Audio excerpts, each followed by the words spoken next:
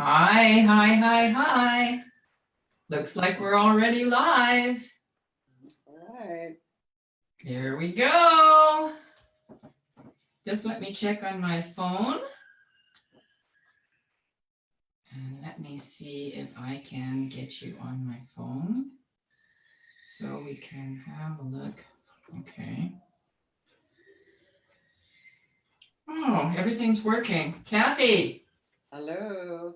where are you? How come I can't see you? I should be able to see both of us. Wait a second. Gallery view.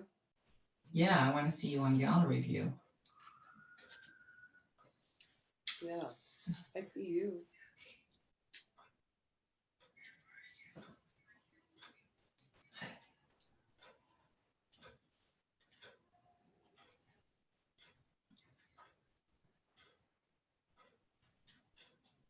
Hey, hey, hey, hey, how do I get this down here? Just a second.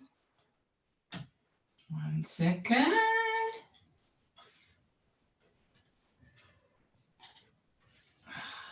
All righty. Can't seem to get this down here. Let me have a look here.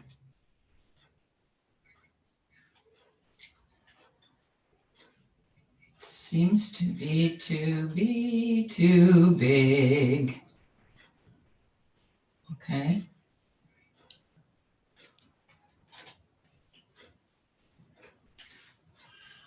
I have got you on the huge screen. All right. Bigger than life. Oh, just a second. Click to enter full screen. We already are on full screen. Oh, now we're really on full screen. Okay.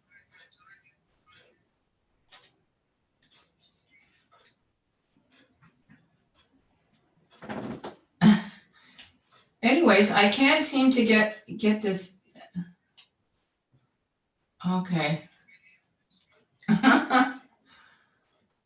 Okay, well, I guess I'm just going to have to leave this like this because I can't scroll down to get it onto gallery. Oh, my gallery choice is up in the right corner. Yeah, but I can't. It's so huge that I can't get it down. Well, that's really strange. Can you hang out in like at the top and so that it changes?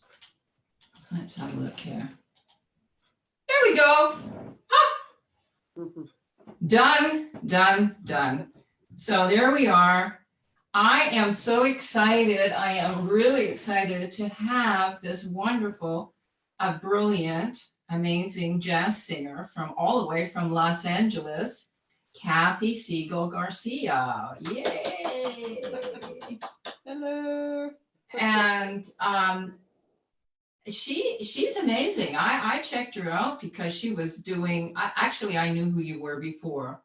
I'd already seen videos of you doing some jam sessions and concerts and so on. So, and then I saw you've been doing some interviews the last few days.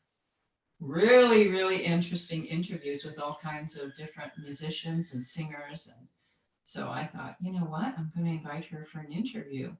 So tell us a little bit about yourself. I mean, I have a lot of information here about you. You worked at the American Songbook Preservation Society. You work as a singer and a songwriter. You studied at Berklee College of Music. I take that in Boston, right? Yep. And you live in Los Angeles, but you come from Boston. So tell us a little more about yourself. What have you been up to all these many years that you've been in the business? Well, first, Judy, thanks for inviting me to speak, and it's really nice to finally meet you. And we've been communicating online. This is the one of the nice things that has happened, right? We've been able to further relationships actually, and people I haven't talked to for long, especially for like that interview thing that I'm doing.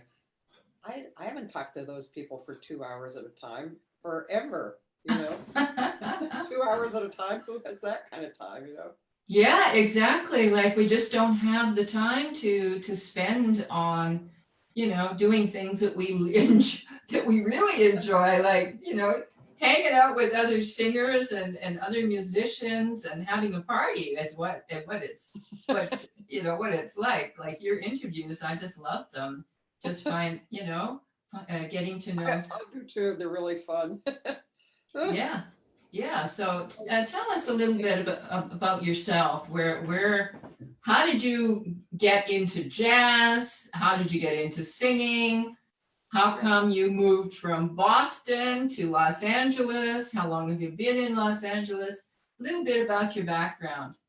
Well, like you said, I'm from Boston, and I'm 66.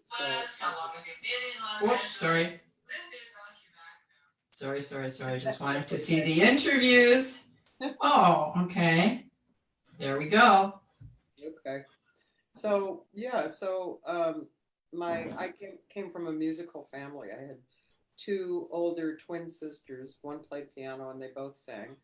And my dad was a sax player and band leader, and my mom had been a singer before. And so, just grew up singing with my dad's bands and my sisters. Mm-hmm. And then, all the things that every kid does, being in choruses and, um, the school plays and all that stuff. But very early on, like probably when I was 5, I realized that I loved jazz. My dad would play jazz at home, and I just was so drawn to it. Mm-hmm. Then of course I learned the American Songbook, Great American Songbook, with my sisters on piano, and so anyway, that was pretty good. The good musical life coming up. And then I played a little guitar and flute. And Oh, really? Yeah. Okay. So I decided to go to Berkeley, and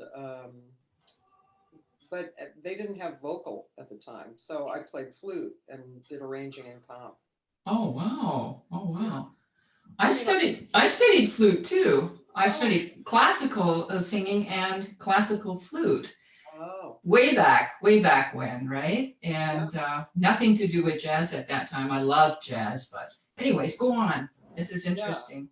yeah. Well, I was very young when I went to Berkeley. I think I was probably like 18 or something. And um, so, and I was, at that time, the school was so much smaller, and I was probably one of 20%, which was the women in the school. So, there were, needless to say, you know, it was a little more focused on having fun and connected.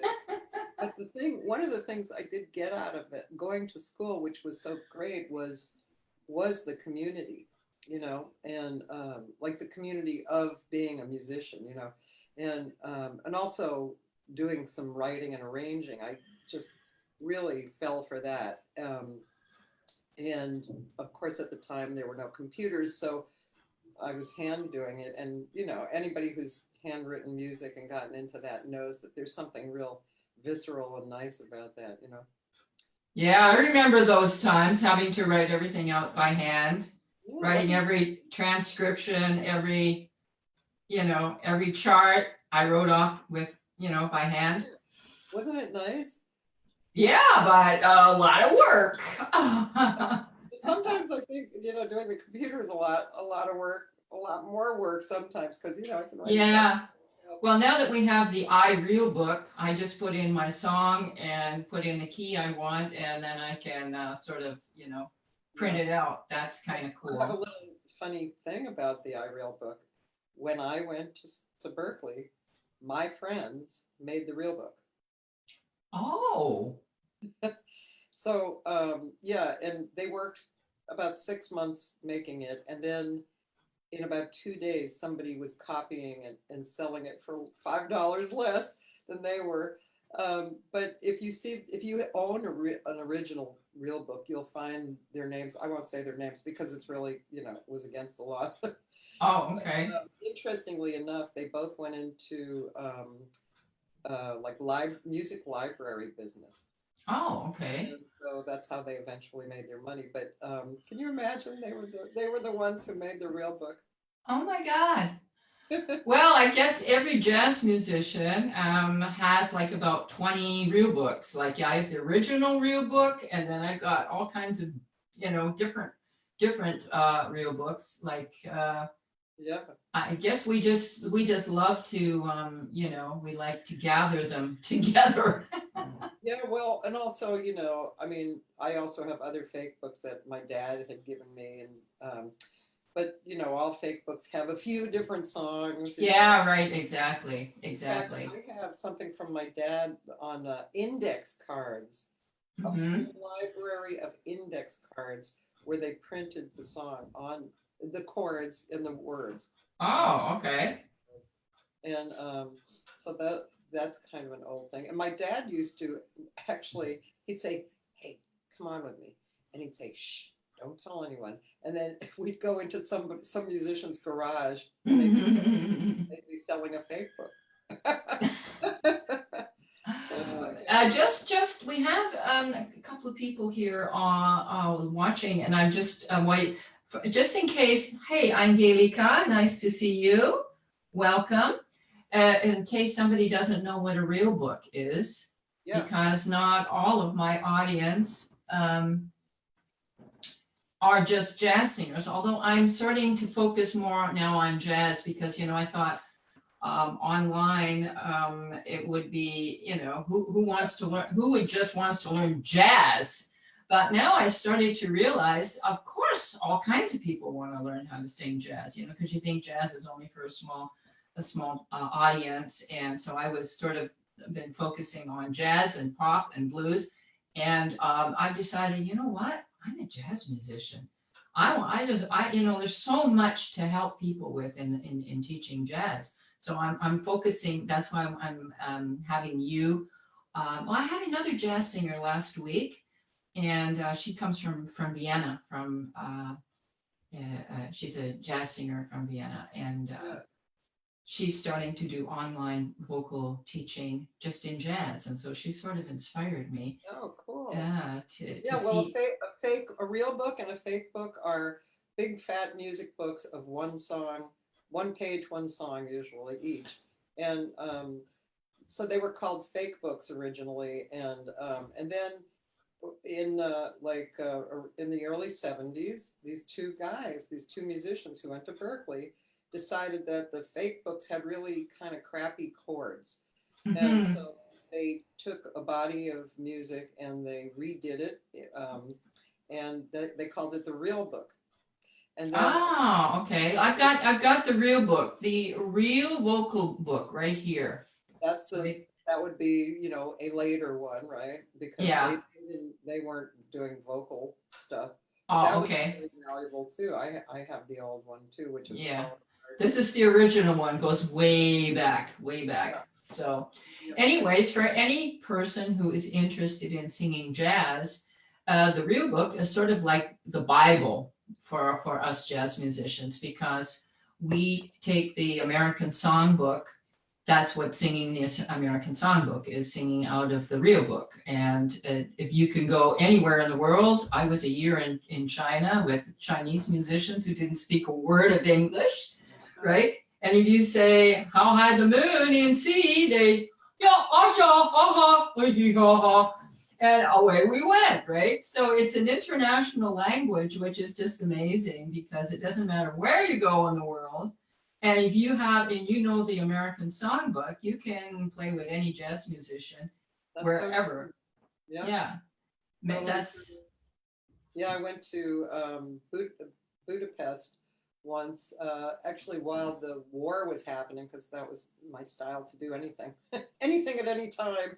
And I was, uh-huh. and anyway, so I got there and uh, I got there kind of later than was expected. My clothes didn't arrive at the same time, so I was wearing the person's before me dress, and she was about 300 pounds, and I had a belt, and I came into backstage, and the musicians were like looked at me like, "Who are you?" And I said, "I'm Cathy Segal Garcia," and they said, "Well, you're not black," and I said, Yes, that's correct. I'm not blind. They thought I was a whole other person. So they were kind of a little bit, oh, God, she's not Well, going to. she's not black, she can't sing, kind of Yeah. thing, right? So I get on stage and I count off cheek to cheek fast. And they're like, oh, okay, okay. It happened to be great, but that kind of broke the ice. Yeah, well, it's really interesting. Even in China, where Yeah, I was performing for a whole year. I was in the Ritz-Carlton Hotel for 6 months, and then I was in the Grand Hyatt Hotel for 6 months. And they prefer to have black singers. It's almost like, almost like racism because they think black singers can sing better than white singers, which is, really interesting, isn't it? it's an image that had been portrayed for a long time. So I can understand it, but it's nice to break the mold. Oh, yeah, That must have right. been amazing to be in China for a year. Wow. Yeah, yeah. I was in China for a year. I was in Singapore for 6 months, in Dubai for 6 months. Well, Where else was I? I think that's about it. Was I somewhere else? But Kathy, being in a gig for 6 months puts you in a little bubble, yeah, because you think, oh, I get paid every month. I'm living like a queen here. You're living in the highest amount of luxury. You've got your own swimming pool, and you've got all this marmor, place where you're living, and you get everything paid for, and you get all your food paid for. You don't have to do anything. You just have to get up in the morning, go to the pool, get all of your fresh fruit and just hang.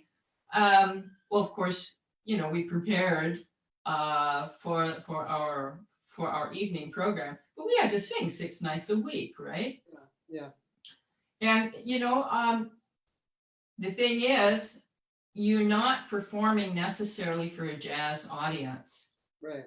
right? So good it is. It was a great experience because you get to be very routined, right? Yeah, You have to get a lot of tunes down. You have to be really routine to sing 6 nights a week, and then it changes every week, kind of thing, right? You got to have always new tunes and so on. Yeah, it was kind of exciting, and it was well paid, yeah, and it was cool. But I was glad to get back. The thing is, I don't know if this is the same thing with yourself, but with myself, getting gigs, you have to get on the telephone. Like, we don't have a lot of bookers here in Europe for jazz. I don't know what it's like in Los Angeles, but most musicians, even working at the level that I work at, they do all their own booking, and so you're sitting there. For ages trying to get one bloody gig. And by the time you finally get the gig and you set everything, it's just for one night. And then you have to prepare for that one night. Then you drive to the gig and then you set up and do practice, maybe a short practice with a group and do your job and so on and so forth. Well, when I was performing 6 nights a week, it was easy as far as that was concerned. So when you came back, you had to really work your butt off to get the gig set up. For one lousy gig, you had to put in all kinds of a lot of work, right? So yeah. do you have or do you have a booking agent? No. No. Okay. Uh, so, like when you travel, when you get a gig and you travel, and you're fortunate enough to have what Judy just described, um, it's great. And yeah, I mean, it's somewhat limiting, but still, also, it's rewarding in various ways. Um, and you're traveling and you're meeting people in different cultures and Yeah. Cool. yeah, if you have the temperament for that, it's really nice. But yeah, Los Angeles is the same, and I mean, Japan is the same, and I mean, it's probably the same pretty much everywhere. Um, so there are some agents slash managers, but they're very few and far in between.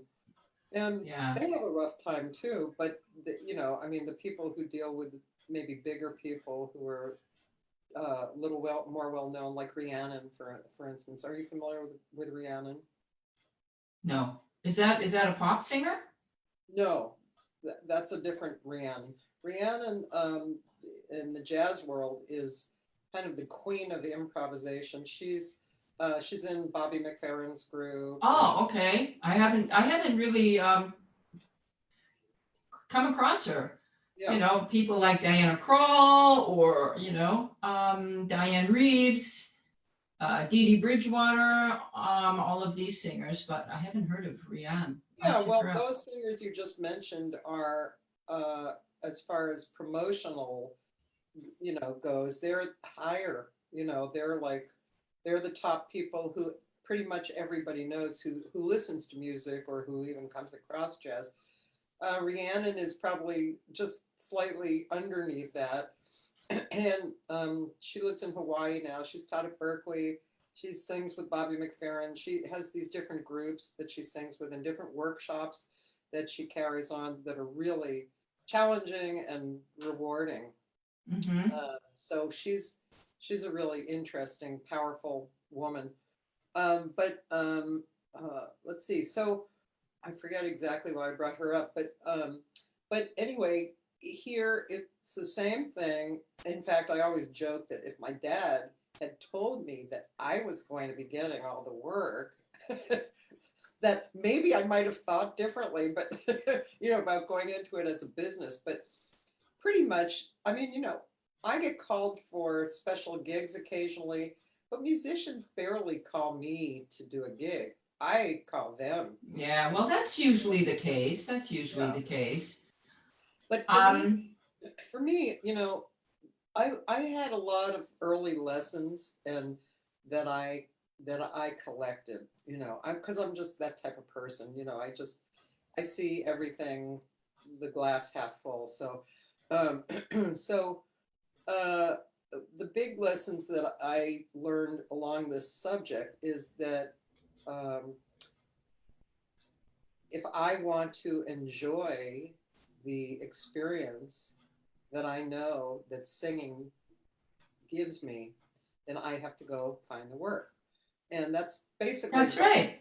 you know, That's and about for all of us, though. yeah, For all of us singers that are not world famous, right. like I'm on the top level here in Germany, but even still, we all have to get out and, move our asses, excuse my Yeah, language. And, even some of the, top people here in Germany, like the pianist that I work with, he worked with, oh my God, my brain doesn't work. Who's the guy who worked with Sheila Jordan, who just died like about a year ago? what did he play? He was a singer. Mike Oh, Murphy. Mike Murphy. He oh, used to be in the band for Mike Murphy, and he right. says, Judy, I sit down there for a whole week or longer, and books a tour. We all have to do that. I mean, I don't know if anyone actually. Maybe Barbara Dennerlein may have a. I don't know if you know her. She's an The organist. organ player, yeah. Yeah, yeah. Or there's very few really, really well-known jazz musicians here in Europe. Um, Sometimes the Europeans sort of complain about that. They think the Americans come over here in the summer for the jazz festivals, and they all just want to have the Americans, right? Well, it's actually understandable because that's where the music comes from. But anyways, yeah, it's most of the musicians that I know are booking all of their own gigs, and a very, very few have a booking agent. The thing is, unless you're really, really well known, the booking agent isn't going to make a lot of money, and that's Right. that's that's the reason, uh, you know, why booking agents don't necessarily aren't too excited about booking a jazz musician. Yeah, So but like you said, what's the subject of today? It's like how to stay inspired and yeah, let's talk about that.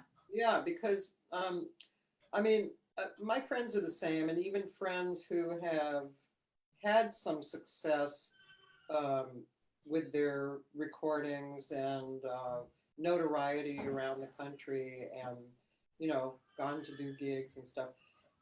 You know, I mean, the first of all, the supply never stops, right? So we're always in somewhat competition, right? Because there's always new people coming too. And I think maybe that's another point.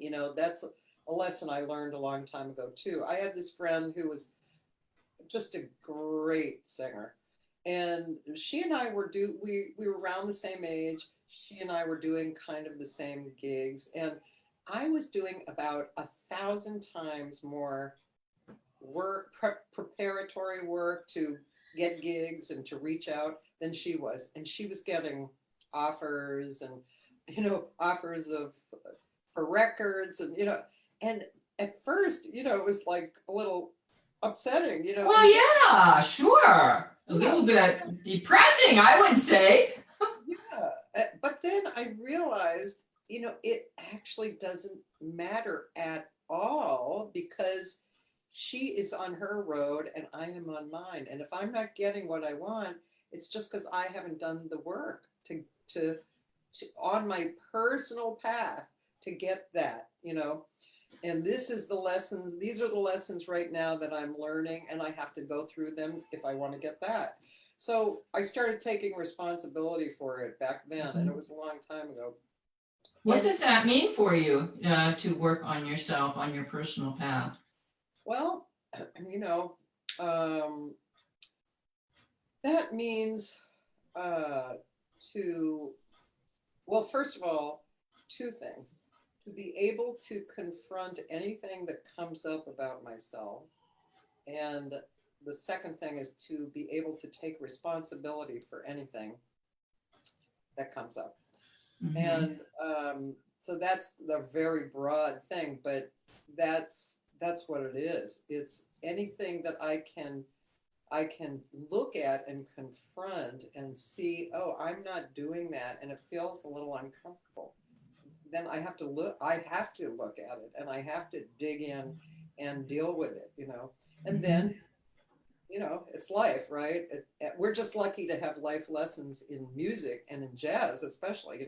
We're lucky because we get those lessons through it. But it's still lessons, just like everybody has to go through. Yeah. And when you get onto the other side of the lesson, success. You get the lesson, it's handled, and now on to the next part, right? And I think we never get to that point where we've learned all our lessons. And we're always learning. And I think there's things that I think I should have done earlier. Like when I had my tribute to Dizzy Gillespie CD produced, and I was working with the best jazz musicians: Kenny Barron, Rufus Reed, Claudio Roditi, all of these amazing, amazing musicians, and amazing Mike Longo, who just passed. He did all the arrangements. But I was not business oriented, and I think this is a big problem for a lot of jazz musicians. Like we think, no, marketing, no, we don't have anything to do with that. We are artists, and we will be found, and then that's that, right? At least it's here in Europe. It's almost like against your religion to get out there and do marketing and do advertising and so on. Like it should be, I don't know, in earlier days, it should be done by the record company, right? You get That was signed true. up. Yeah, you get out, Ryan signed up with a record deal, and they do all the marketing, and you are just the wonderful artist who just goes out and performs. But of course, that's changed in the last 10, 15 years. There ain't any record companies anymore, right? So we have to work completely different in getting our music online. But what I wanted to say was I didn't take advantage of that that CD that I produced with all these wonderful musicians. I should have been out there and getting a buzz. And I was just so is, and so it's sort of some opportunities passed me by, I'm sure. I remember Dizzy saying to me once, he said, Judy, I'm going to tell you one thing, because he was my mentor, right? I got invited every time he was here. I got invited with my husband to be backstage and help him go to go up to his hotel room and help him change and pick out what he's going to wear. And like we were real family kind of thing. Like he's a Baha'i, we're Baha'i. And so he trusted us. And of course, I wasn't even in jazz at that time. Like that was just when I was starting to get into jazz. Anyways, he said to me, he said, Judy, one thing I'm going to tell you, you can't force nothing. When the time comes, and it will come, you better be ready because it will pass you by. And I never forgot that. I thought, wow, that is really an amazing advice, right? Because if you're not ready, and you don't take advantage of the opportunities.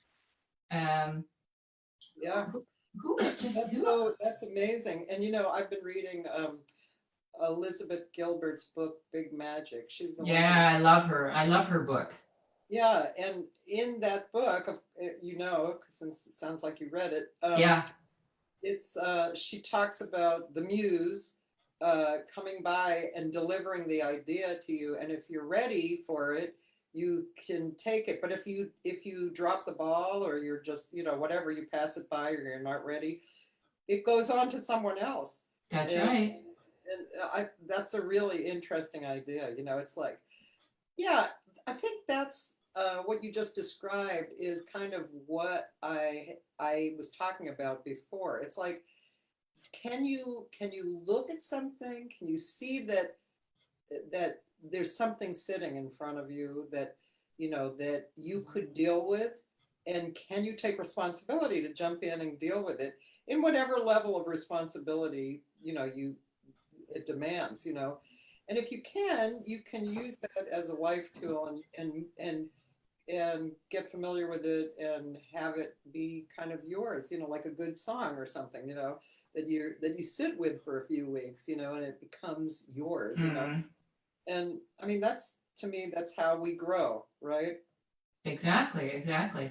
So getting on to our topic, how to move forward as a jazz singer and stay inspired.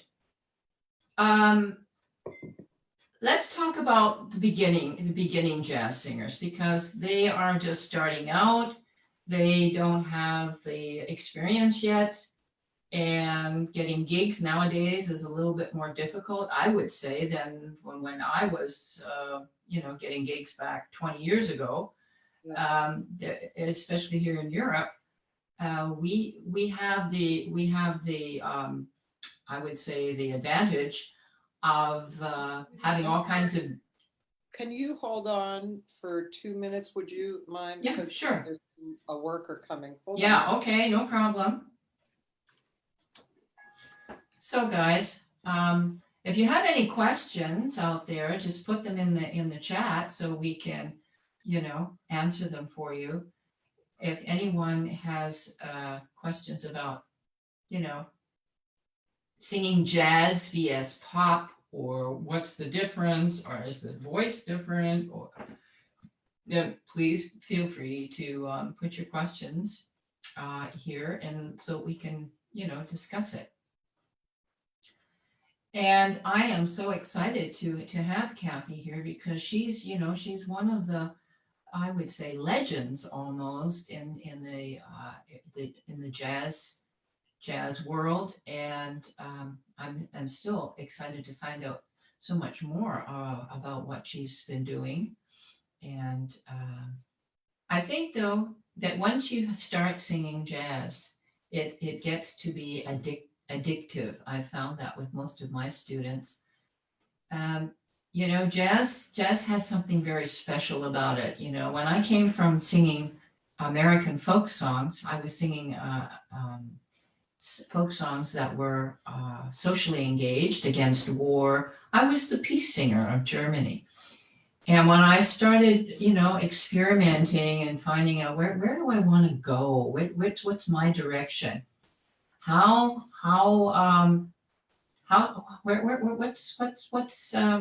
the direction? And I was searching, and I found out that doing folk songs just did not satisfy me because of the more simple jazz, the more simple chord structure. There's only about 3 or 4 different chords, and me being very musical, I really wanted to get into more chord structure and more rhythm, and that's why I sort of got into jazz. So I'm going to ask now Cathy how she got into jazz. Okay, she had it at home. Her parents, your father was a jazz musician. So did you just automatically say, okay, this is what I want, and you got inspired as a young person to go and study jazz? Did it just Well, first of all, I loved the sensation of what jazz brought to me when I was very little, and I would sing with Ella Fitzgerald around the house. Also, strangely or funnily enough, when I would go to my dad's rehearsals with big bands, the musicians would kind of flirt with me because I was 5 years old or something. Like this, So yeah. that attracted me. But when I was in college, there was a lot of different music at that time. It was the mid-70s. It was in Boston. But there was like ECM, Motown, Blood, Sweat, and Tears, funk. There was all Kool and the Gang. Yeah, everything. But and so I actually consciously decided, because I had actually 2 real loves, which was kind of the Woodstock group, or the jazz group. And I just thought, what should I do? And I decided to go with jazz. Mm-hmm. And so that's why I really became a jazz singer. But yeah, it's for young singers, like how you were saying, there's a few things that I would say. One thing is to make friends. Make friends in the jazz community. When you become part of the jazz community, you have opportunities that come up.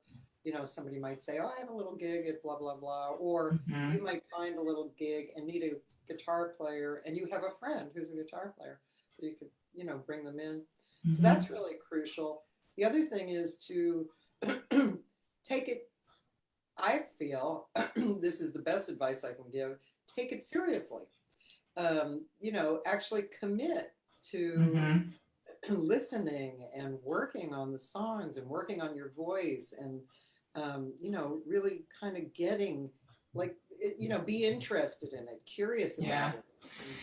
I'm just wondering, I was thinking about when I used to be a socially engaged folk singer, like against war, against for disarmament, for a better world. I wanted to, me as a Baha'i, I wanted to make, world peace and create a better world. And so I was doing all these folk songs a la Joan Baez, and became like the peace singer of Germany. And I had all kinds of success with it, radio and TV and so on. But I started to realize, I wanted to get something a little more complex as far as the chords were concerned and the rhythm. And so when I was organizing a concert for the Year of Peace in 1986, and we were going to do a benefits concert for the Third World. And I don't know if you know the Willy Brandt was the Chancellor of Germany. He was very, very famous.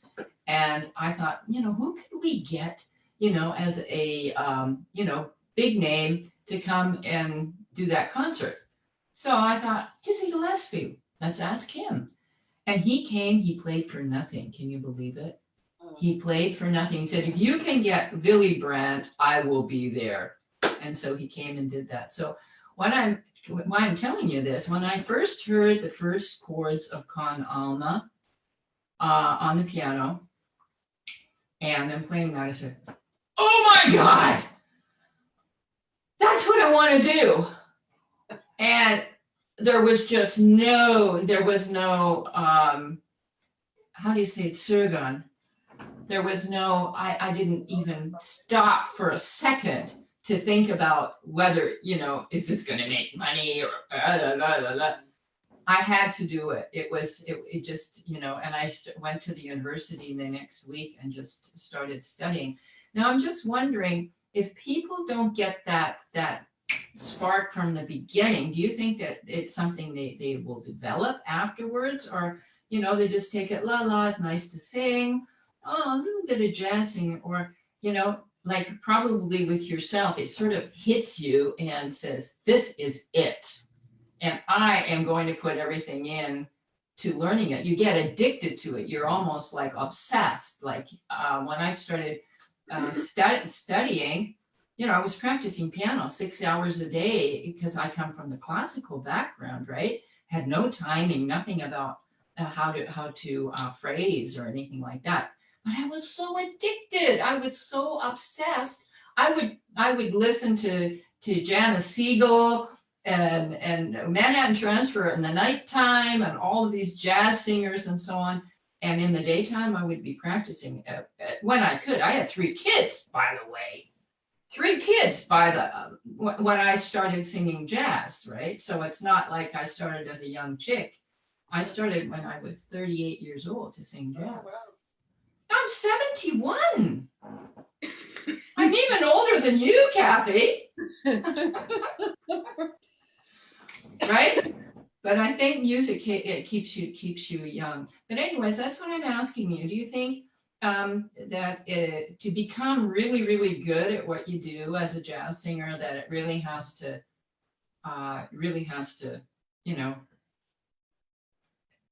get you so that you are not thinking of anything else but singing jazz? Well, I mean, I think that I've had plenty of students who've come over and just said, yeah, I kind of want to sing some jazz things now, and I'm sure they'll sing some jazz things and maybe they'll start falling in love with it after a while. But when you do have a spark, obviously it's stronger. I'll give you a good example. Victoria Swift. I was just going to ask you about her. She's 25 years old. She's amazing. She's amazing.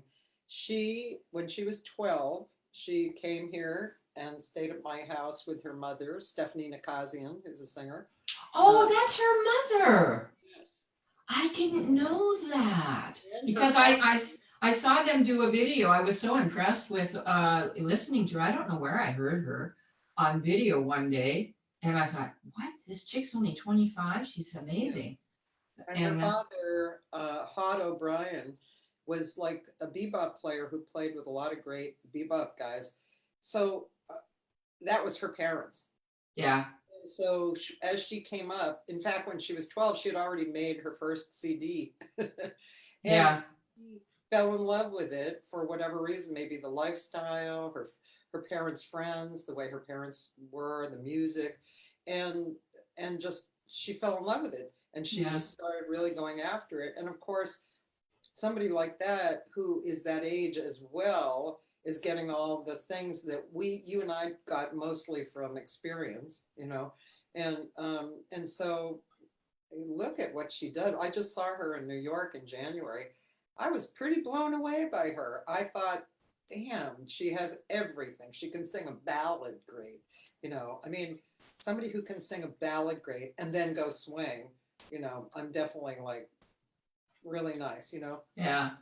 She had a great band, treated her musicians with respect, talked to the audience well, great sound range, technique is in, harmonic ears are there, everything. Everything.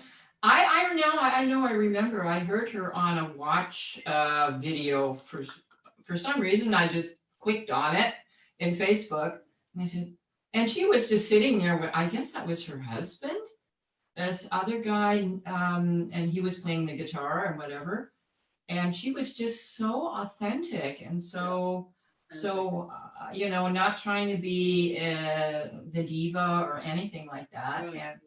And I heard her sing and I thought, wow, let me check her out. And then I listened to a couple of videos and I thought, oh my God, she's only 25 years old. Now, yeah, obviously someone like that who has been immersed almost in mother milk Yeah. with Well, okay. jazz is.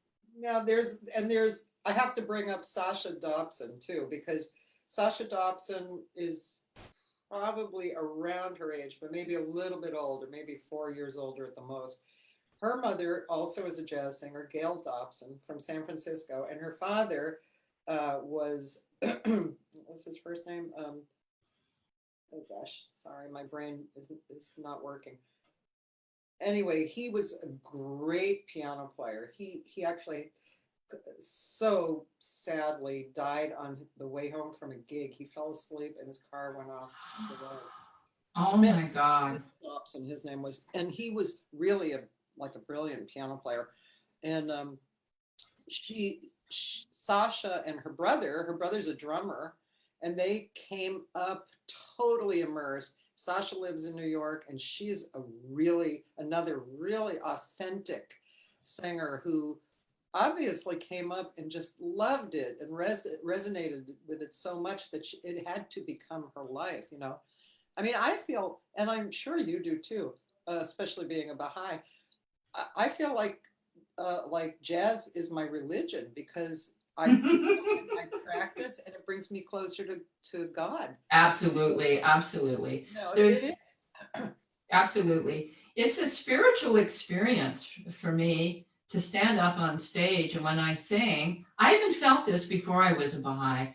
Like when I was studying classical voice and flute, when I did my how do you say that, exams, Yeah. I would imagine standing up there doing my exam and that, I was being, the spirit of the heavens or whatever are working through me. So it wasn't me really playing. I was being supported by the spiritual influx, I guess you would call it. I've always been a very spiritual person, spiritually oriented person, even before I became a Baha'i. And for me, music has always been something from God. And if you see music like that, you start to feel, especially when you get into jazz and you see these jazz musicians who are so what's the right word? I think in German, by the way, so I have to search some vocabulary. They're so dedicated. And I think this dedication comes sometimes not only for the love of the music, but it is also through a spiritual experience of being close to the music. It's being close to God. That's absolutely. When you think, I couldn't agree more. And when you think about, especially about what I call the royalty of jazz, like the Billy Higgins and the old Dizzy and the older people. James Moody. Benny Maupin actually lives here, and he's, he played with Clifford Jordan and Miles Davis. And when you think about how they operate, and when you watch them and you're in their presence, it's definitely a spiritual connection. Absolutely spiritual. Because when I can remember when I was in New York recording the Con Alma CD, the tribute to Dizzy. I was sitting in there with Frank West and Paquito de Rivera and these guys. They're so down to earth. Yeah. They're just so humble. They're so humble, and I think this humbleness can only come when you are close to a God, or whatever you want to call it, the spiritual, the universe, because you start to realize it doesn't really have anything to do with you. It does have to do with you, but actually it doesn't. And these musicians were so down to earth. I just couldn't say, here, Judy, you can have half of my sandwich. Here, darling, do that. Like they were just so, like, just normal, you think, Paquito, or, Frank West or Rufus Reed, they're just giants, right? And here's little me, and I'm going absolutely crazy, sitting in a what do you say, a proba. We're how do you say, we're rehearsing for the CD, right? And you see how humble these people are, and how that they're so down to earth. They're so they're connected to what they're doing, but they are not what they are doing. They are being worked through them to become the musicians that they are. And it's this reverence almost for the music. Yeah. It's a beautiful thing. And people are all levels of musicians are like, or can be like that, right? Like I worked with on one of my CDs, well, this guy Phil Strange, who I worked with a lot in Japan especially, and then we had Mark Johnson on bass and Peter Erskine on drums. And we did Peter Erskine, I know him. With Chick's engineer Bernie Kirsch, and yeah, the cool thing about that is that you can actually, they enable you to get past your ego. Exactly, that's the thing. It gets past your ego, right? Yeah. I think serve the music, right? Serve the the flow. I guess there are some musicians when I think about what was his this trumpet player. Oh my God, his name's there are some musicians that are kind of ego driven, but I find the really good musicians are really down to earth. Like I got to meet Wynton Marsalis and play with him in when I was in Shanghai. Another, all of his musicians were there with the big band, and they're just so kind and so loving, and they so they didn't. You wouldn't think that they were anybody. You wouldn't think that Wynton was anybody. He just came up, put his arm around, we got some pictures, and we sang with us, and you think to yourself, these are world-class musicians, and they're just so down to earth and so humble, and there was no ego. Amazing, absolutely amazing, right? So all of this, what that we're talking about, to me makes it's part of the reason why I keep doing it, and why I mean, sometimes it gets tiring and kind of annoying in various ways of that we have to keep looking for the job, and like you said before, you do a lot of work to get one gig, but this is why we do it, because on that one gig, if we can clear out the rest of the stuff, we have these experiences, and I mean, what else is there really, except to have great experiences in life, Yeah. Like my son, he's a professional musician, but he's not into. He said, "Mom, you think I'm crazy to go into jazz? For 200 euros that you get in an evening? No way. I'm not even going to open the door for that." And so last year, I always wanted to record a Christmas album. I love Christmas. Christmas is something just very, very special for me, right? So, and I love the Christmas music. I just love it. So I decided to produce. This time I wasn't going with a record company because there really wasn't any record companies to go with. And I thought, I'm just going to go with a distribution service and produce it myself. And I did it with Corey Allen. Corey Allen did all the arrangements and so on. But my son was saying, "Are you out of your mind? What are you doing this for? You're not going to make any money out of this. You're just like, you open that window and you throw your money out. You're absolutely crazy. Mom, don't do it." And he absolutely, he didn't want to listen to the album. He was so angry with me, right? He said, you don't, why are you doing this? 25 million people have recorded a Christmas CD. I said, I don't care. I want to do that. It's my calling to do a Christmas album, like, and I know exactly the tunes that I want to do on it. And even if I never ever get the money back, he said, Mom, that's and he's still angry about it. And then some people spoke to him, oh, your mom's Christmas CD is really, really good. And all right. But sometimes our children can be our harshest critic. Do you have children? I don't have children myself. My husband has 2 daughters, so I've been with him for 20 years, so they're now my daughters. And Yeah, sure.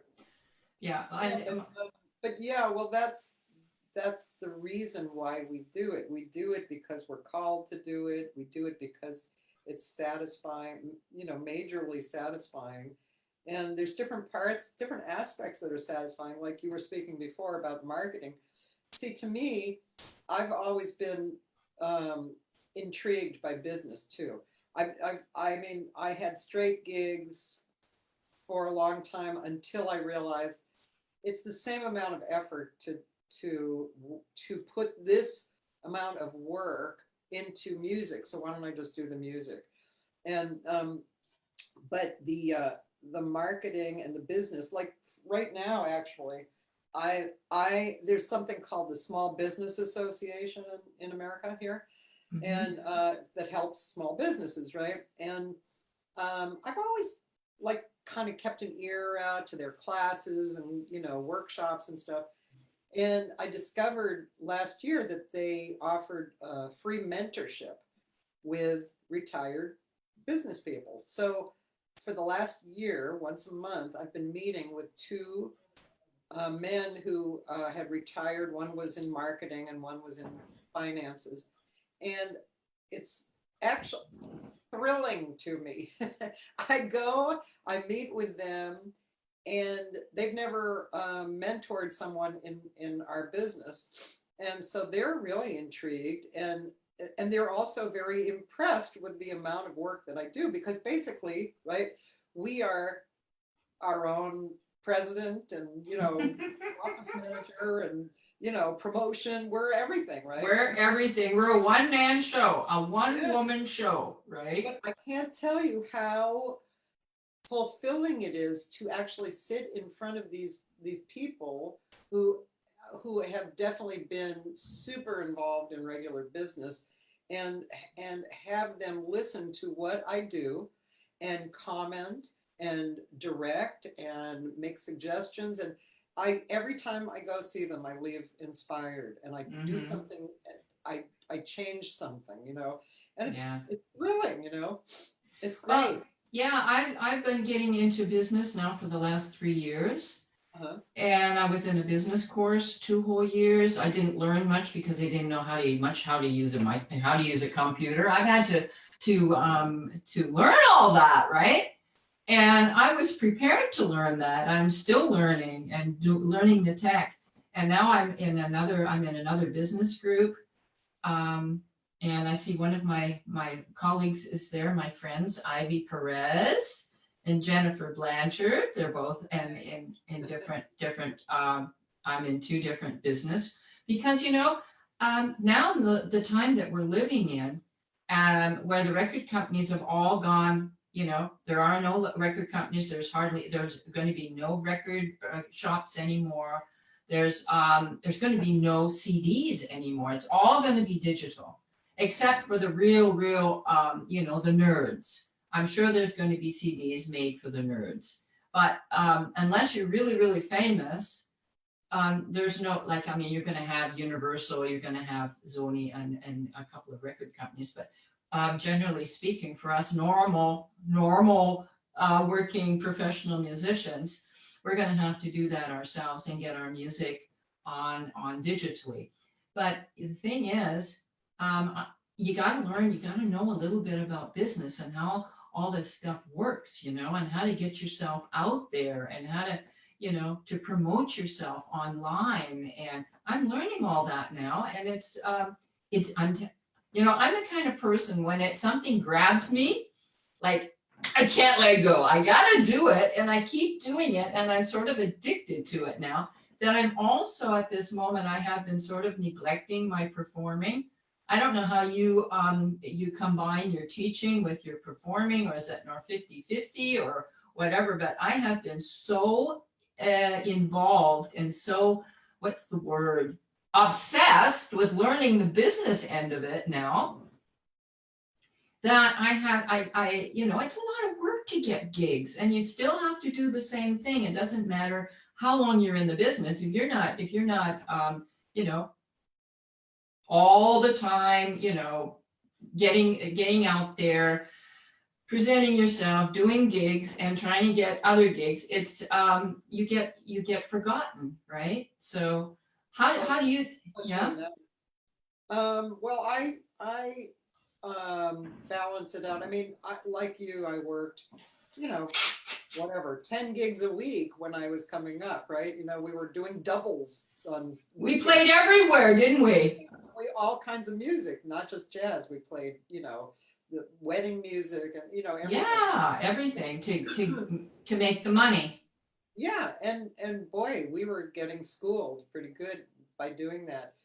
But nowadays, I probably work sometimes as low as 3 gigs a month, and then maybe up to 8 gigs a month, something like that. And I find that I have to put some attention on it.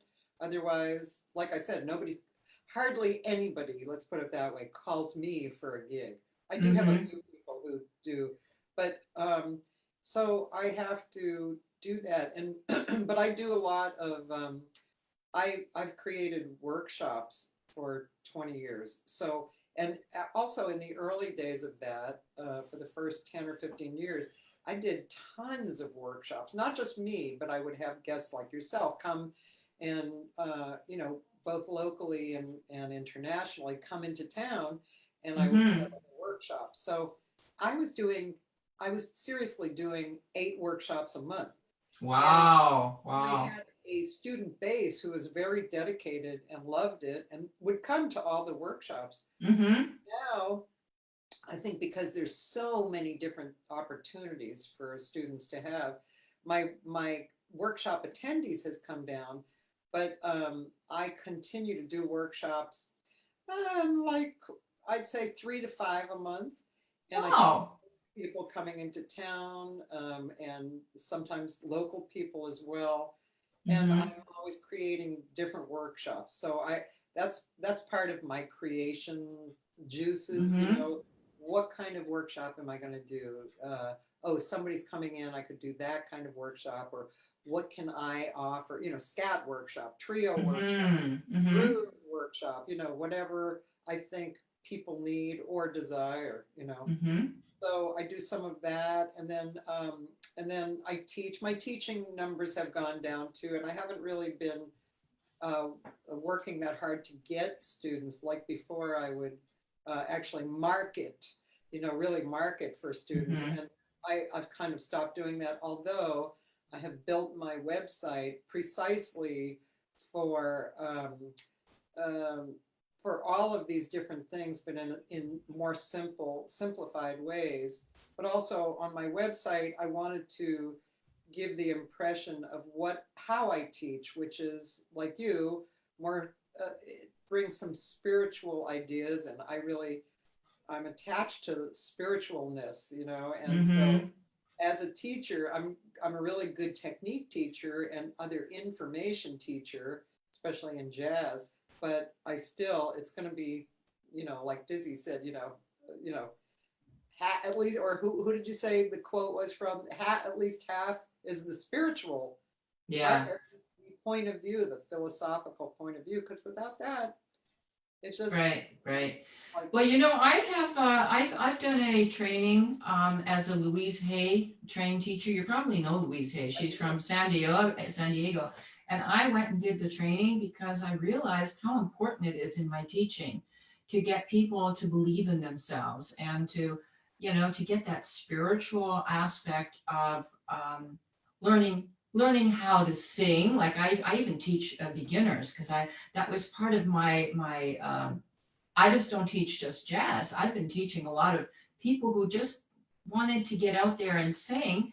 And it was something to develop their personality. I'm really into personality development and helping people to make a better life, and which it can go out and create a better world. If people are happier, if people feel better about themselves, if people start loving themselves and accepting themselves for the way they are and who they are, and through singing, they start to get this love for themselves and start to become more confident, then that's a huge joy for me as a teacher. And of course, I love teaching jazz, and I love teaching, people who are really, really talented. I've been teaching at the Feuchtwagen, at the universities and so on. But I love teaching normal people, like people who just said, and some of my colleagues said, well, Judy, why are you doing that? Why are you just teaching these normal, how can you get any joy out of that? I mean, probably the half of them aren't talented at all. No, they aren't. I probably get about, out of 100 people, I think I've taught about 1,500 courses in my day. Out of 100 people, you're going to maybe get one or two who are really, really talented. So I have been dedicating a lot of my teaching time to helping people become more confident through singing. And it's given me great joy. Now I'm starting to realize that, time is sort of getting kind of short up there. Like, I never think about age. I don't know. Do you think about your age a lot? Do you think about, oh God, I'm this age and whatever I want to, what I imagine you still have some dreams that you still want to accomplish in your life, and things that you want to do, or? Well, I know that's kind of an interesting question. I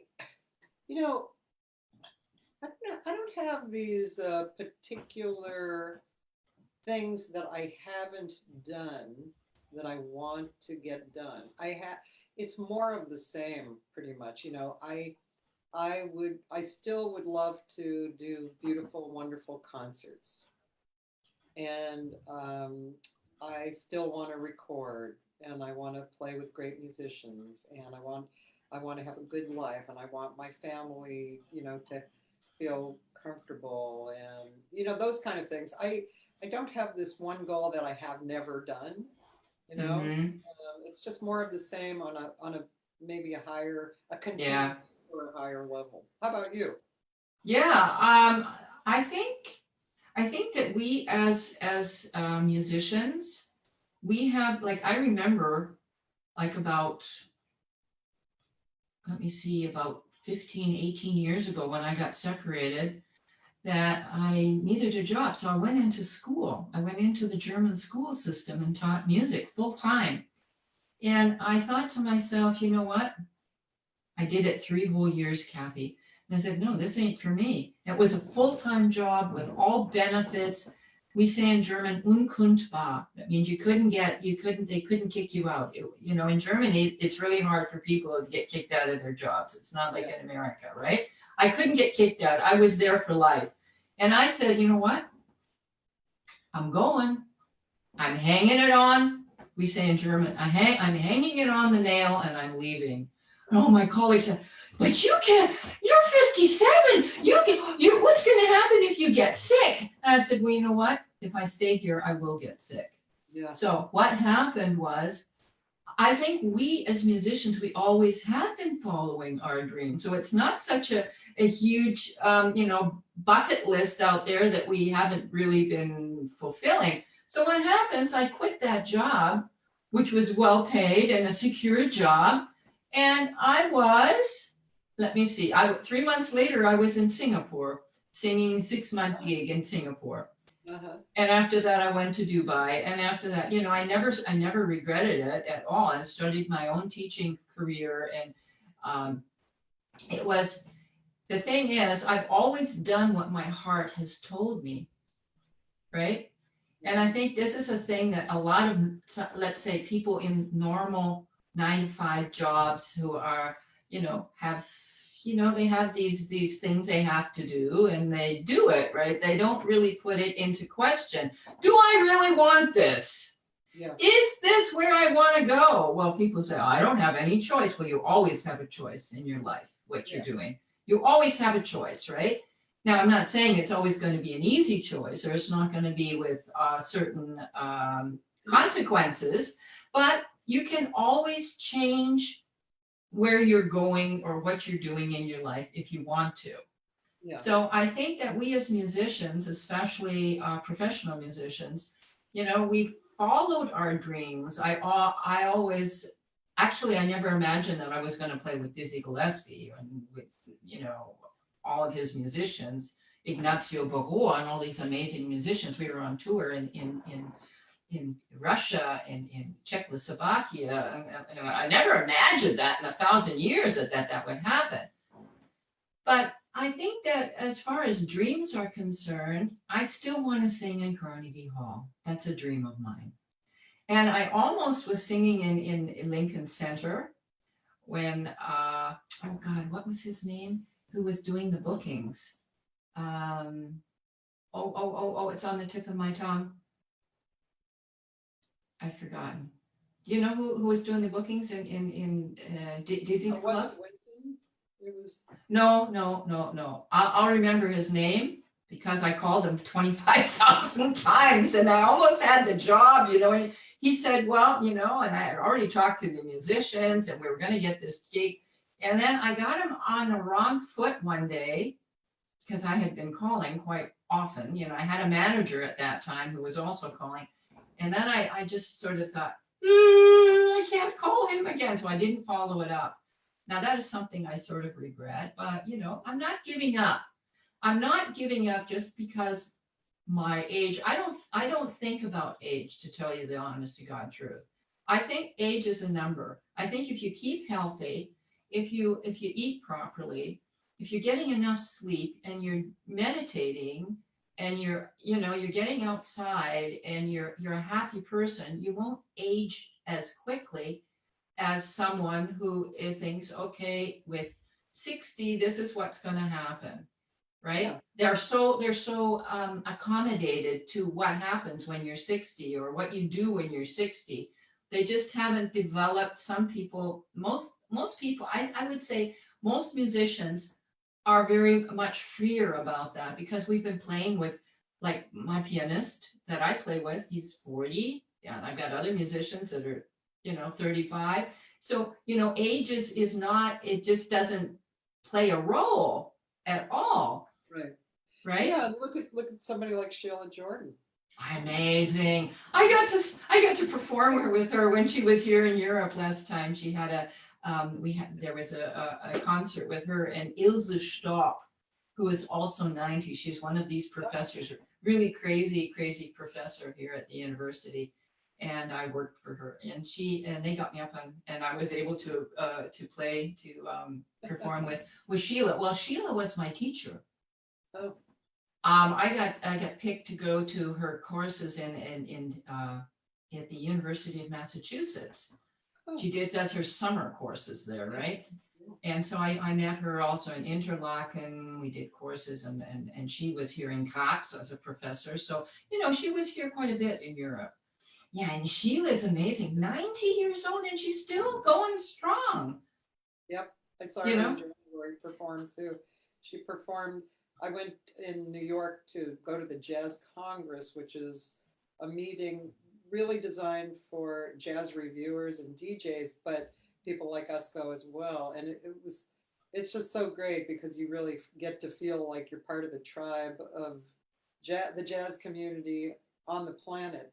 And I saw Sheila and Jay, and we had some dinner together and breakfast. And Sheila was performing at a tribute to Detroit. And I should send you some pictures. I have these really beautiful pictures of her waiting on the side of the stage and listening to the music. And I just happened to see her and catch her, and I'll send you those pictures. They're really Wonderful, wonderful. Yeah, Sheila's amazing. I remember going to one of her courses, and I was about, I don't know how old I was at that time, over 50. And I said, you know what, Sheila, do you think I'm too old? Is it too late? And so on. And so I says, Judy, I worked in an office until I was 56 years old. You get on that horse and you don't get off. You don't allow that to ever stop you from doing anything. And so I think of people who are in my age, probably you know the same thing. People, I mean, we're almost similar age area. You're a little bit younger than I am, but people in our age are generally old. Yeah.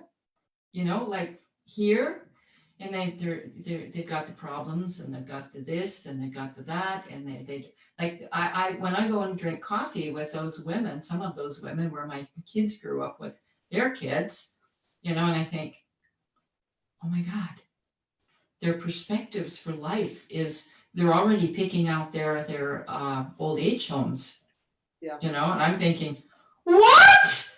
And they're saying to me, well, you don't, what you can, where do you think what are you going to do? You can't do anything with your ass. I said, you should watch me.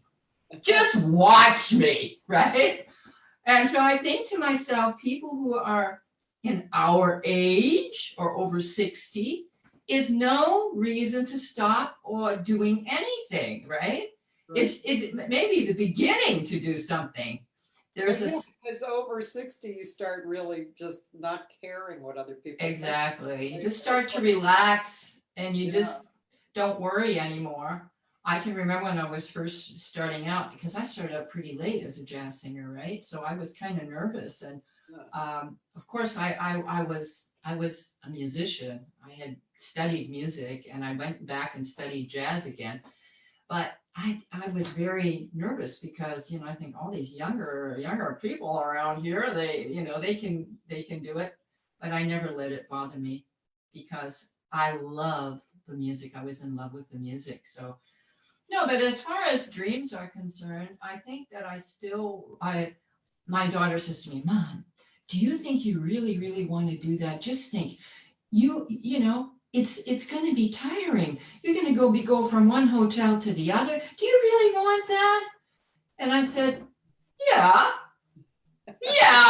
I do. Because she thinks also, like my kids think, 70. My mom's old, she, what's she going to do? My oldest son says to me, Mom, are you still going to sing? You're going to continue? I said, what kind of a question is that? I don't know. My kids are kind of crazy. I guess kids are like that. They think that, when their parents get 70, that they are, over the hill, gone. I think I have some family who, thinks like that too, but I think they don't really, because they're not a super part of our everyday existence. They don't see what we're seeing, why we love it, and what we do, and what feeds us. So, I mean, they do from an outside point of view, but since they don't experience it themselves, they can't understand what it is. And I mean, it's fine. When you're 90, they're going to get it. Yeah, they'll say, oh, thank goodness my mother's still in there and hanging in there and she's healthy. And I think that is the most important thing, that singing, I don't know about you, but I am really healthy, and I'm thank the Lord every single day. I don't have any kind of health issues. And I do believe that singing helps you to remain healthy. Just breathing, all that breathing, and the joy of being able to do something you love. Yeah. Right? That infects your immune system. There's a book from Dr. Bruce Lipton that's called The Biology of Belief. And he talks about The way you think all day is the way you live, is the way you are. If you think the whole time, oh, I'm old now, and and this has happened, you get this sicknesses at this age, so that's exactly what's going to happen. But if you think that you're young and vibrant and full of life and full of energy, that's exactly what your unconscious is going to affect. You're going to live what you think you are, the way you think. Absolutely. We create our own reality. Absolutely. And this is why I love Louise Hay so much, because this is all her thoughts, right? And look at Louise Hay. She just died and she was 91. She was going strong. So I prefer to look at those role models than to, take a look at, let's say, others in our age who have more or less gotten old. Yeah. Right? So I think we should start all May. Oh, it's 6:45 already. My God, we've been talking here for an hour and a half almost. Can you believe it? I know the conversations, they're fun and they get away. Amazing. I didn't think I was going to have 2-hour interviews either, with my friends, but after an hour, you just feel kind of warmed up, and now. Yeah. Like I feel like we're friends now. I could just come have coffee with you.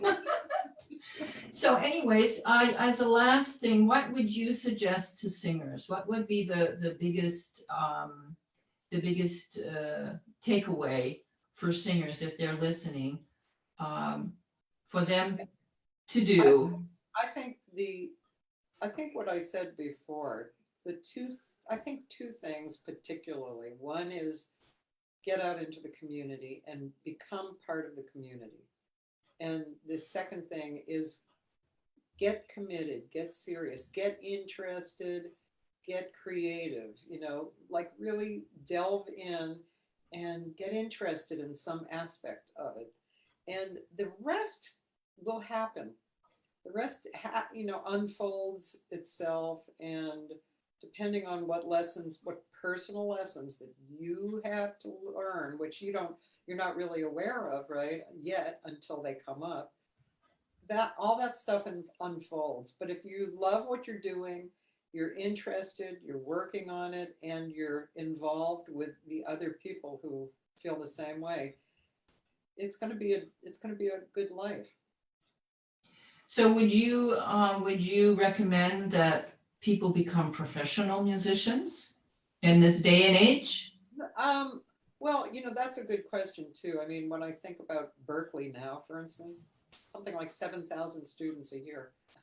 Unbelievable. Yeah. And I think, well, first of all, it's as you know, and everybody listening knows, the world is changing rapidly, and we do not know what is going to be happening tomorrow or next week, and not just in regular life, which is obvious, but in the industry, we don't know.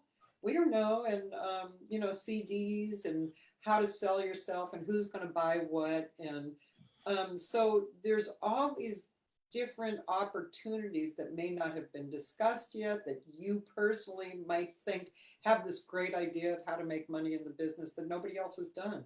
So it depends. I think we've both known, like Sheila Jordan. Sheila Jordan did a straight job until she was in her 50s, but she always loved music and she was always doing music. She was dedicated too, right? Yeah, and when she finally decided to stop the straight job, she just went over to the music. So it happens at different times for all of us.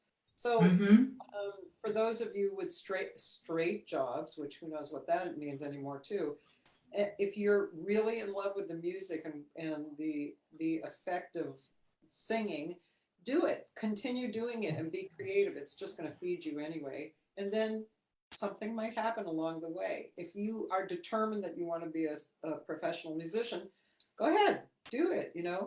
Why not? It's, we're here now. We don't know what's going to happen next week. So do it. And put so much joy into it, Yeah, I think you have to follow your heart. Every person has to know, what is it that really makes your heart go bang, bang, bang, bang, bang? I can't wait till I get home and start practicing. I can't wait to get into my basement and get that music going and listen and practice.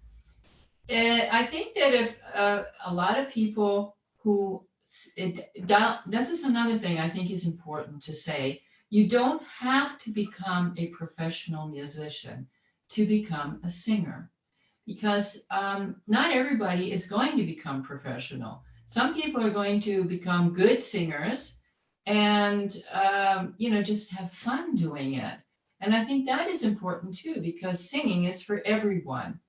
And if you think, okay, like I get a lot of people say, yeah, lohnt sich das? Is it worth me taking lessons? And I say, well, what made you want to sing? I've always wanted to sing. I'm always singing in my car. I said, well, you've answered your own question, right? If you have joy in singing, you should sing, and you should, start taking lessons to become better, because you'll have more fun. The better you get, the more fun you will get. You don't have to become a professional to sing. And I think that goes for any kind of instrument. But if you feel that this is something that, really, really obsesses you, then I tell people, start just doing little gigs, right? Something at your company, maybe there's an evening, or there's some kind of small gig, or a cafe is looking, and so on. Just start performing wherever ever you can. And then you will know with the time if this is something that you really, really want to go after. Because it's very clear, as well as I do, that the path of becoming a professional musician is along the way is not easy. There's going to be a lot of ups and downs, and the next job isn't coming in, and you feel you doubt yourself, and you wonder if this is going to be the right way for you. So you have to be really dedicated, and you have to be really willing to go through difficult times as a professional musician, right? You have to be. That's so true. And just as an addition, because we didn't really focus too much on what you just said, which is very true. Well, actually, it's pretty cool. Again, referring back to Elizabeth Gilbert. So she committed early to write every day, no matter what she was doing. And she had straight jobs for years. But she said she began to recognize a pattern when she would start a book. She'd be very excited at first, and then she'd be really down and not able to write. And then because she was writing every day, she got through that, got to the other side, and would finish the book, And so then she started realizing every time she started a book, oh, here's the part where I fell down. Okay. And Right. so along those lines, there are lots of times where you're going to experience feeling down. I remember noticing that during times when a number of students would cancel on a Monday, like they'd all call up and they'd cancel and then I realized, oh, it was just in the air. It was a moment of time and tomorrow it would be different. Yeah, exactly. So, there's a lot of the moments like that you just have to realize, even if you do feel really down, you know how to get out of it. Maybe you call a mutual friend, or you sing a song and it makes you feel better, whatever, take a walk. You will get through it if you keep doing it.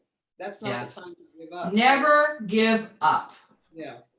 I think that's the thing, because you're going to have trials and tribulations along the way. There's just no doubt. And you're going to double question yourself if this is the right way. And isn't it great that we have music as a teacher for all these life lessons? Because everybody goes through these lessons. But absolutely. In a very concentrated way, but the rewards are so wonderful, Yeah. And I think, through these life lessons, you learn that, if you're not going to work at it, if you're not going to put in the effort, if you're not going to be disciplined about, the things that that are necessary to do, this gonna hold. It would be the same whatever other job you do. right? If you're not dedicated to what you're doing, you're not ready to put in the work that is necessary, because it costs work. It's work. It's a lot of hard work. And a colleague of mine, he just became professor at the Hochschule for Bremen. And he plays with me. He's been playing with me for 10 years. And I was so happy for him because, he never stops. He's always putting in the effort. He's always doing the extra mile. He's always, driving from Cologne down to Munich and back up to Bremen. And, he just never gives up, and he's always pushing. And I thought to myself, there you go. Now he's finally got this professorship at the Hochschule. That means the university. And I think, this is it. We think maybe, singing, oh, it's just easy. No, guys, it takes a lot of work, It takes a lot of work and practice and discipline, and never give up, and you're going to get down, and, the gig isn't coming in, or the students aren't coming in, or, and you got to keep going. You got to keep believing in yourselves. And I think that is, for me, my last word for today is never give up, and always never stop believing in yourself, because you can do it. If you really want to, you can do it. So I totally agree with you, Judy. yeah. Okay, Cathy, if you have anything else that you would like to add, now would be the time. Okay, well, if anybody's interested in just, seeing what I'm doing or whatever, you can go to my website, because I keep it current. And would you put everything, all of this into the chat? Put all of your links into the chat? Yeah, I think I know how to do that. Yeah. And so people can take a look and see what you're doing. And I would suggest highly that they should do that. You've got a production right now, Fish and something or other. That's from, you're reading off of my Facebook, which is funny. But here's the other, one of the groups that I've created over the years, co-created, is a group called Fish to Birds. Fish to Birds. Okay. And we also have a website, so you can see, I'll say fishtobirds.com. Okay. And what actually, Rhiannon, the singer I spoke of before, she came to Los Angeles a number of years ago and did a workshop. And so a group of us met through that workshop, and we decided to continue doing it. It's vocal improvisation, a cappella. So we just create something out of nothing. So great. Someone might start a groove, bop, da boop it, da boop, bop, bop, and then somebody comes in harmonizing. Oh, great. Contra melodies. You can see us on the web where we have. Yeah, that's cool. That's really cool. So you sort of create something from scratch. Yes. And see what happens. Yeah, that's cool. A little bit like circle singing, but it's not circle singing. It's a little different, right?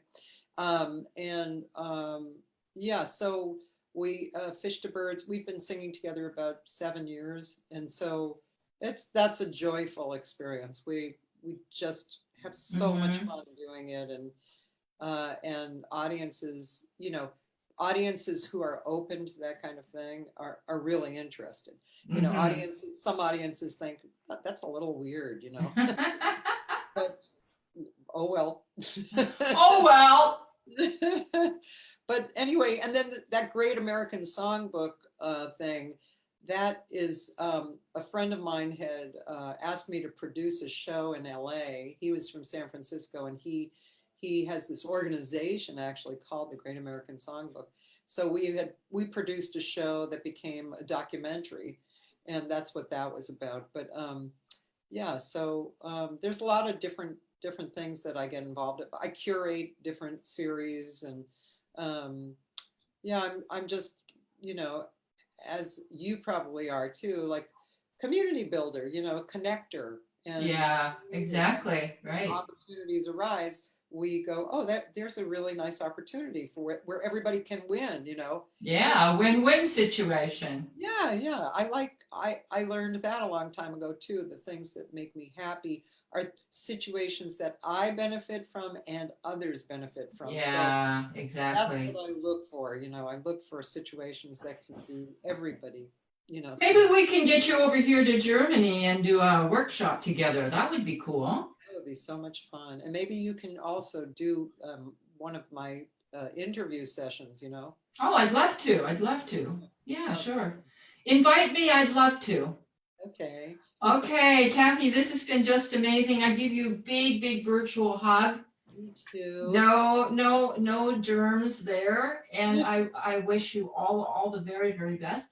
And we'll stay in touch. I Okay. think this is the beginning of something great. Yeah, this is the beginning. Thank you so much, Judy. You are so welcome, and thank you so much for taking the time to be with us today and telling us all about your experiences and tips. And it was just amazing. I just loved it. Thank Great you. conversation. Yeah, it was really fun. All right. Take care. Bye. Bye, Bye. ladies and gentlemen. Bye.